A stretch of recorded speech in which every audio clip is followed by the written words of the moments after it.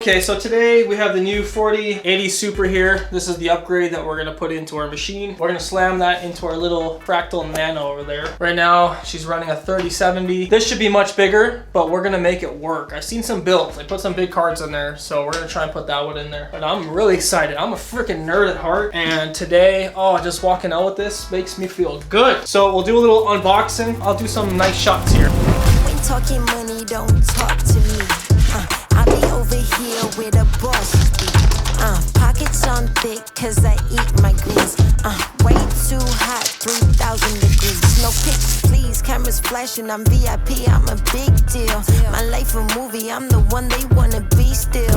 Alright, so I just took out the 3070 from the Fractal Nano. I want to show the comparison of the two cards right here because it's pretty significant. So here's a 3070. This is an OEM pulled out of a Dell Alienware. It's just an OEM, it's pretty basic, but what I really liked about it was its form factor. Really tiny, really light, very low key, so there's no flashy lights or anything like that, and it fit in there pretty good. It only needed one 8-pin to connect to it, and it worked really good. The form factor is really small, it's not flashy, it's not a flashy card at all, but it works really well. That versus this is huge. This is absolutely massive compared to the 3070. I'm gonna have a fun time sticking that in there. I'm gonna have to change out my cooler. I have a water cooler in there, but I'm probably gonna have to go with a different type of cooler method there because the panels for the fans and the grill, this is gonna take up space on. So check out this form factor. Look at that difference. That is insane, eh? That is a huge, huge difference. So if you're curious to see what a 3070 versus a 4080 Super looks like, that is it. We're gonna go pop this in there. I'm probably gonna have to make some modifications and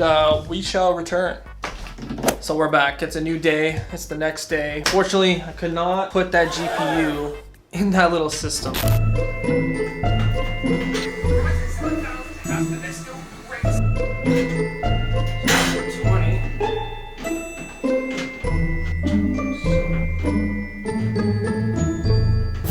Holy fuck, I'm not gonna be able to get that in there.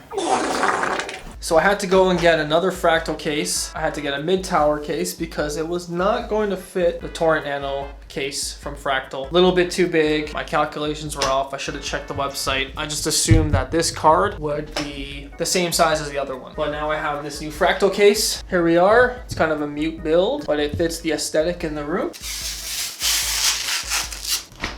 So what's in this case? Well, take a look.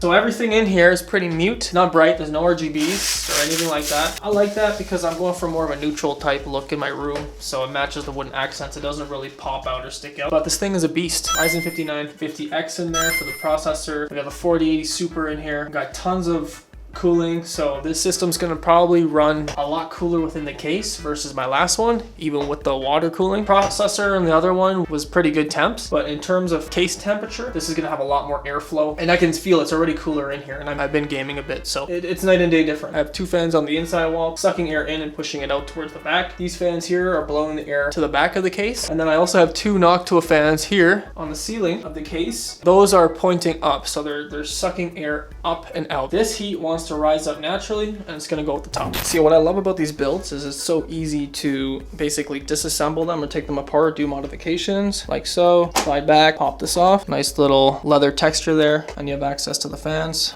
Easy to clean, easy to maintain. See, and even the front grill pops off, so all you have to do is do that, and you now have access to your front panel, which is amazing. So yeah, this is the new build. A nice thing about this build too is I have a lot more storage. That's actually really nice for me because I do a lot of video editing and recording and streaming and just recording videos. So there's a lot more space for me to dump footage on and just have it sitting there. I do need to make a server where I can transfer everything, you know, all the data to and from, and I have other builds to do that. But yeah, I'm kind of sad because I didn't get to use this one. I would have loved for it to be in here. Really small form factor, but as you can see right now, there's no processor, but all you need to do is put a processor in here with a new hard drive and she's ready to go. I really like this case though. The Nano case is awesome. It's so tiny. All right.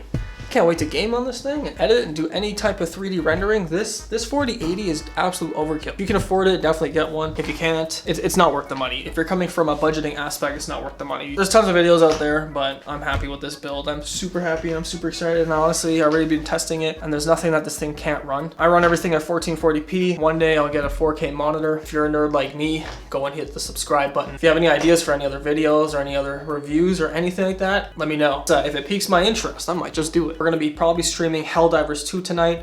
Gonna try out this card. I haven't even touched Helldivers 2 yet. It should be amazing.